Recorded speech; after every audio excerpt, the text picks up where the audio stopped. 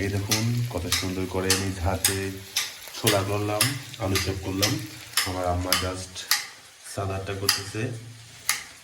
এভাবেই প্রায় সময় যখনই আমার অফ থাকে একটু ভাজা পোড়া খাওয়ার চেষ্টা করি। অবশ্য ভাজা পোড়াটা খাওয়া ঠিক না, ব্যক্তিগতভাবে আমি বিশ্বাস করি ভাজা পোড়া যত কম খাওয়া যায় কোলেস্ট্রল সহ বিভিন্ন রোগ থেকে মুক্তি পাওয়া যায়। অ্যাজ এ ডাক্তার হিসাবে আমার আরও বেশি উচিত ছিল না ভাজা পোড়া খাওয়ার, বা উচিত না। তারপরেও ডাক্তার হলে আমরাও মানুষ, সেই হিসাবে মাঝে মধ্যে আমাদেরও মন চায় একটু ভাজা পোড়া খেতে। যাই হোক, বন্ধের দিন সবসময় খাওয়া হয় না, জাস্ট সেজন্যই একটু ভাজা পোড়া খেলাম আর আপনাদের মাঝে তা শেয়ার করলাম। সার্বিক সহযোগিতায় ছিল আমার আম্মা, আর ওইখান দিয়ে ছিল হচ্ছে আমার ভাতিজি সায়মা।